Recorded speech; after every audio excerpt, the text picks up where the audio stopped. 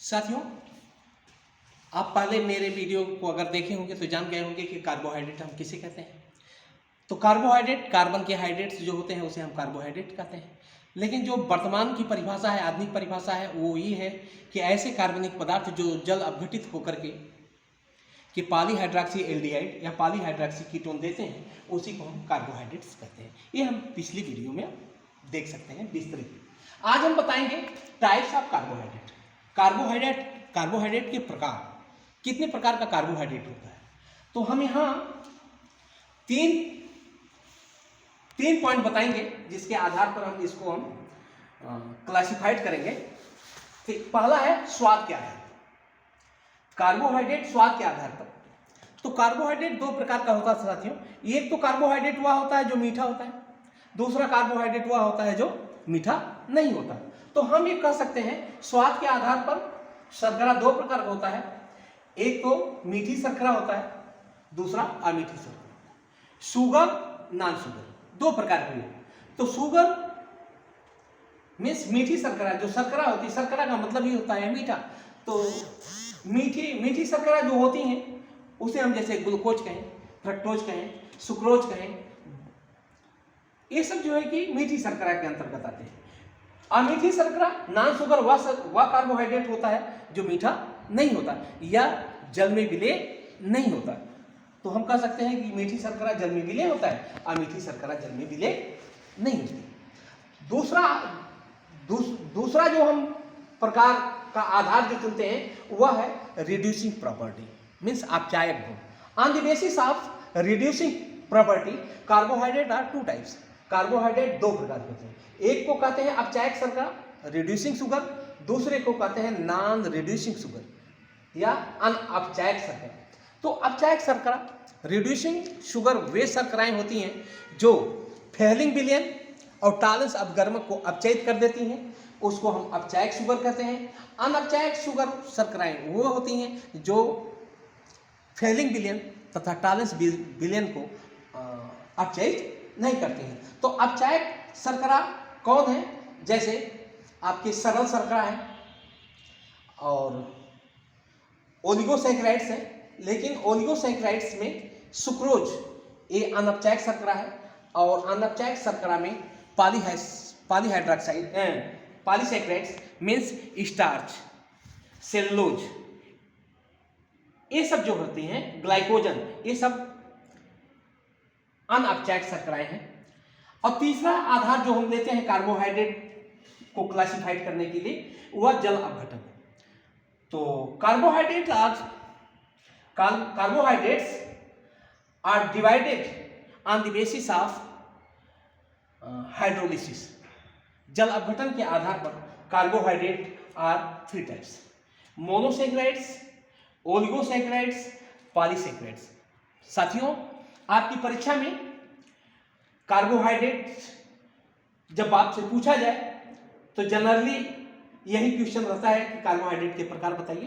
तो आप जानते हैं कि कार्बोहाइड्रेट तीन प्रकार का होता है: मोनोसैकेराइड्स, ओलिगोसैकेराइड्स और पॉलीसैकेराइड्स। अब मोनोसैकेराइड्स किसे कहते हैं? अब बात आती है कि मोनोसैकेराइड्स किसे कहेंगे आप।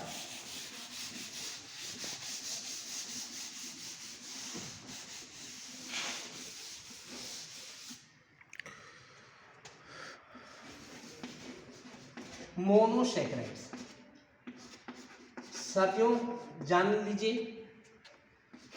कि मोनोसैकेराइड्स किसे कहते हैं। मोनोसैकेराइड्स को हम सरल शर्करा के नाम से जानते हैं। सरल शर्कराएं वे होती हैं जो जल में और भी इससे छोटे कणों में ये टूट नहीं सकती, तो उसको कहते हैं सरल शर्करा। सरल शर्करा का फार्मूला होता है CnH2nOn। ये सरल शर्करा होती है साथियों। इसमें जो सरल शर्करा का निर्माण होता है, इसमें कार्बन की संख्या जो है C3 से लेकर के C9 तक होती है। जैसे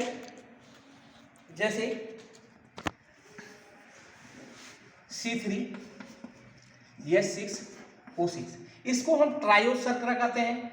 इसी तरीके से पेंटोज शर्करा देख लीजिए साथियों, C5H10 और O5, ए पेंटोज शर्करा is very important, very important. ये पेंटोज शर्करा कौन होती है? जो डीएनए और आरएनए में पाई जाने वाली शर्करा है। तो पेंटोज शर्करा न्यूक्लिक अम्ल के निर्माण में भाग लेती है, अर्थात जो डीएनए में शर्करा होता है, आप जानते हैं साथियों डीऑक्सीराइबोज होता है, और आरएनए में पाई जाने वाली शर्करा राइबोज शर्करा होती है। ठीक इसी प्रकार से मोनोसैकेराइड्स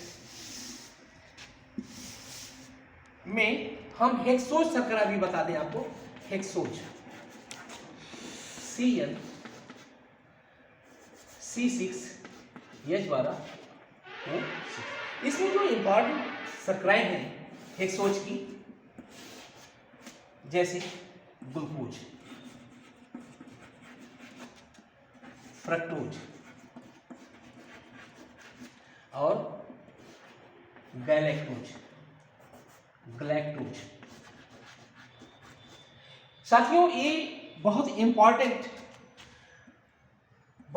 इंपॉर्टेंट शर्कराएं हैं जो सरल शर्करा में हेक्सोज के रूप में जानी जाती हैं। हेक्सोज का कार्बन की संख्या जिसमें 6 कार्बन की शर्करा सरल शर्करा हेक्सोज कहलाती है। हेक्सोज में मुख्य शर्करा जो होती है उसको कहते हैं ग्लूकोज, फ्रक्टोज और ग्लैक्टोज। ग्लूकोज को साथियों हम ग्रेप्स शुगर के नाम से जानते हैं। ग्रेप्स मीन्स अंगूर, ग्रेप्स शुगर। तो अंगूर में पाई जाने वाली शर्करा को हम ग्रेप्स शुगर कहते हैं, जिसे हिंदी में हम कहते हैं साथियों द्राक्ष शर्करा। तो जान गए होंगे साथियों, ग्लूकोज को ही ग्रेप्स शुगर कहते हैं, अंगूर की शर्करा या द्राक्ष शर्करा कहते हैं। फ्रक्टोज साथियों फलों में पाई जाने वाली शर्करा है। कहाँ पाई जाती है? फल में, इसलिए इसका नाम जो है कि क्या होता है साथियों, फ्रूट शुगर भी कहते हैं, फ्रूट शुगर।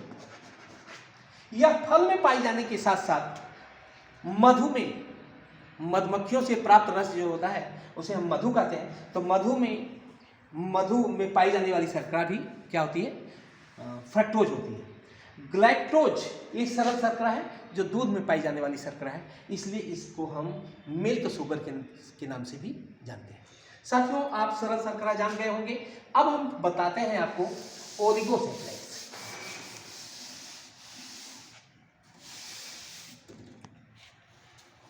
हम सोच रहे हैं साथियों कि कार्बोहाइड्रेट आप एक ही वीडियो में पढ़ लें, तो दूसरा इसका पार्ट आता है ओलिगोसैकेराइड।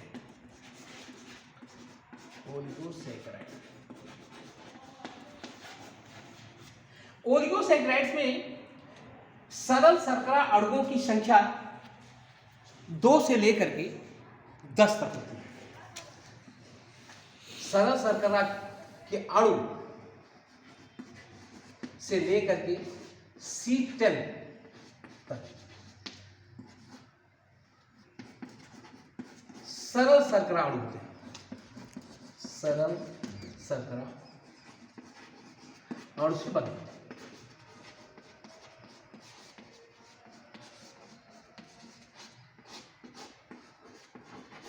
साथियों ओलिगोसैकेराइड्स हम किसे कहेंगे? पहले तो बात जानिए कि ओलिगोसैकेराइड्स बना किससे होता है।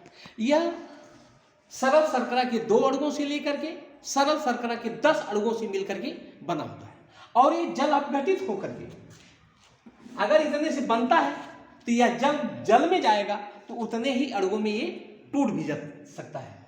तो ओलिगोसैकेराइड्स वह कार्बोहाइड्रेट होता है जो जल अपघटित होकर के सरल शर्करा के 2 अणु से लेकर के 10 अणु देता है, उसको कहते हैं हम ओलिगोसैकेराइड्स। ओलिगोसैकेराइड्स में हम कह सकते हैं ओलिगोसैकेराइड्स कौन होते हैं? उसको हम कह सकते हैं डाइसैकेराइड्स,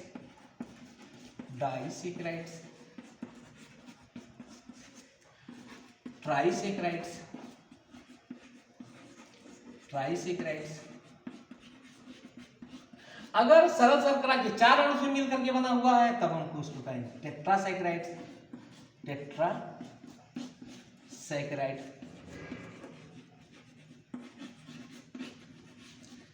इसी प्रकार साथियों अगर वो 5 सरल शर्करा अणु से बना होगा तो पेंटासैकेराइड्स कह देंगे।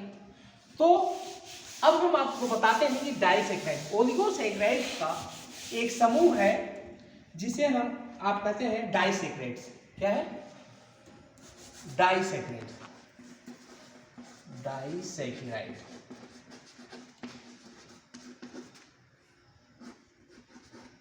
साथियों, डाइसैकराइड्स किसे कहते हैं? जो सरल शर्करा अणु में, जो सरल शर्करा के दो अणु में टूटेगा, दो सरल शर्करा अणुओं में टूटता है। डाई का मतलब दो, सैकराइड मीन शर्करा। जो सरल शर्करा, जो दो सरल शर्करा अणुओं से मिलकर के बना हो उसको कहते हैं डाइसैकराइड। अर्थात हम कह सकते हैं कि वह कार्बोहाइड्रेट जो जल में घुल करके सरल शर्करा के दो अणु देता है तो उसको हम कहते हैं डाइसैकराइड्स। तो ये दो भागों में टूट जाएगा, मीन्स दो अणुओं में टूट जाएगा। जैसे एक एग्जांपल देते हैं साथियों, सुक्रोज। क्या है? सुक्रोज। डाइसैकराइड्स का फार्मूला होता है C12H22O11। याद रखिएगा, ये सरल डाइसैकराइड्स का फार्मूला है। तो सुक्रोज का भी फार्मूला ये वही होगा, C12H22O11। ये साथियों जब टूटेगा तो क्या बनाता है? ग्लूकोज और फ्रक्टोज। तो साथियों, ग्लूकोज और फ्रक्टोज जानते हैं कि ये सरल शर्करा है। तो सरल शर्करा मतलब ग्लूकोज और फ्रक्टोज से मिलकर के कौन बनता है? सुक्रोज बनता है। ठीक इसी तरीके से साथियों हम दूसरा एग्जांपल लेते हैं, लैक्टोज। लैक्टोज साथियों याद रखिएगा, इसको गन्ना शर्करा कहते हैं, गन्ना शर्करा। लैक्टोज, इसे साथियों दुग्ध शर्करा कहते हैं, दुग्ध शर्करा कहते हैं, मिल्क शुगर कहते हैं। साथियों एक शुगर अभी हम गलैक्टोज अभी पिछले सरल शर्करा में बताए थे, वो भी दुग्ध शर्करा बताए थे। तो वो मोनोसैकरा मतलब कि सरल शर्करा होती है, और लैक्टोज डाइसैकराइड्स होता है, मीन्स दो सरल शर्करा अणुओं से मिलकर के बना होता है। तो लैक्टोज जब टूटेगा साथियों तो किसमें टूट जाता है? ग्लूकोज और ग्लाइक्टोज। तो लैक्टोज डाइसैकराइड्स है। डाइसैकराइड्स का मतलब दो अणुओं से मिलकर बना हो, या ऐसा कार्बोहाइड्रेट जो जल अपघटित होकर के सरल शर्करा के दो अणु देता है। तो जैसे लैक्टोज जब जल अपघटित होता है तो ग्लूकोज देता है एक अणु, दूसरा अणु देता है ग्लाइक्टोज। तो ये है दुग्ध शर्करा। दूसरा एग्जांपल हम देते हैं आपको, माल्टोज। क्या है साथियों? माल्टोज। ये भी डाइसैकराइड्स है साथियों। ये ग्लूकोज के दो अणुओं में टूट जाता है, और तो साथियों आप समझ गए होंगे कि ओलिगोसैकराइड्स हम किसे कहते हैं। ओलिगोसैकराइड्स में डाइसैकराइड्स किसे कहते हैं? दो अणु से बना हुआ शर्करा या दो अणुओं में टूट जाने वाला शर्करा क्या कहलाता है? डाइसैकराइड्स। अब साथियों कार्बोहाइड्रेट्स का एक शर्करा और बचा हुआ है जिसे हम कहते हैं पॉलीसैकराइड्स। क्या कहते हैं? पॉलीसैकराइड।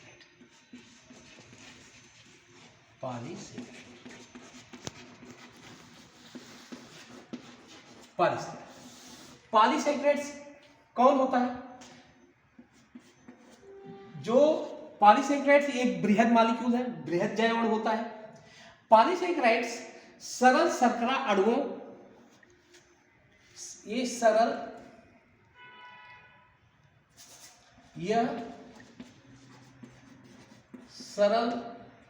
शर्करा के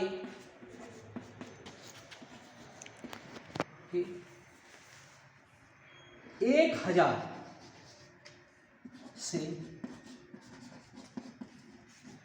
अधिक अणुओं में अपघटित होता है।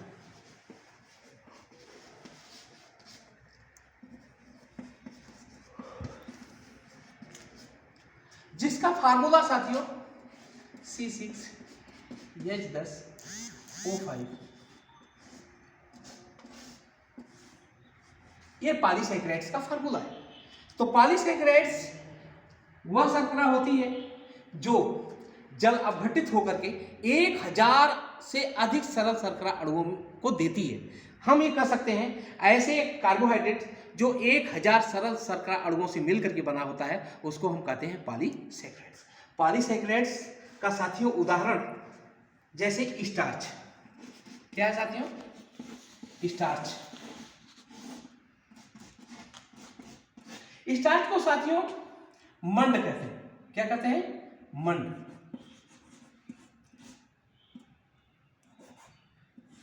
मंड कहते हैं। और वहीं एक पॉलीसैकेराइड से ग्लाइकोजन साथियों, ग्लाइकोजन, इसे साथियों याद रख लीजिएगा, कॉम्पिटिटिव एग्जाम में बहुत पूछा जाता है। इसको कहते हैं एनिमल स्टार्च। Animal starch. साथियों याद रखिएगा, ये स्टार्च और ग्लाइकोजन ये संचित भोज्य पदार्थ है। कैसे भोज्य पदार्थ है साथियों? संचित भोज्य पदार्थ है। मीन्स आपके शरीर में इनका संचय होता है और जब ग्लूकोज नहीं मिलता है तो स्टार्च और ग्लाइकोजन ही टूटते हैं। और तीसरा एग्जाम्पल आपको इसका दे दें, सेलुलोज। क्या है? सेलुलोज। सेलुलोज का काम होता है, यह ऊर्जा तो नहीं प्रदान करता साथियों, लेकिन सेलुलोज कोशिका भित्ति, सेल वॉल निर्माण का काम करता है। तो सेलुलोज कहाँ भाग लेता है? कोशिका भित्ति निर्माण में। स्टार्च और ग्लाइकोजन किस रूप में प्रयुक्त होते हैं? संचित भोज्य पदार्थ के रूप में प्रयुक्त होते हैं। साथियों बात आती है कि अगर आपने ग्लूकोज पढ़ लिया तो कार्बोहाइड्रेट पढ़ लिया, मीन्स कार्बोहाइड्रेट पढ़ लिया, तो इसका उपयोग क्या है? ये जीव शरीर के लिए एक तो आकार देने का काम, दूसरा ऊर्जा देने के रूप में, तीसरा कोशिका भित्ति के रूप में, कोशिका भित्ति निर्माण में। ग्लूकोज सेलुलर फ्यूल के रूप में जाना जाता है, कोश की ईंधन के रूप में जाना जाता है। इसी तरीके से स्टार्च और ग्लाइकोजन संचित भोज्य पदार्थ के रूप में जाने जाते हैं। तो साथियों मेरा ये विश्वास है कि कार्बोहाइड्रेट बहुत अच्छे तरीके से आप समझ गए होंगे। लंबा टॉपिक तो हुआ, लेकिन कार्बोहाइड्रेट में मोनोसैकेराइड्स, ओलिगोसैकेराइड और पॉलीसैकेराइड्स तीनों को हमने बताया और आप समझ गए होंगे। टॉपिक अच्छी लगी होगी तो सब्सक्राइब करिए, चैनल को लाइक करिए, शेयर करिए और इसका लाभ ताकि दूसरे लोग भी उठाएं।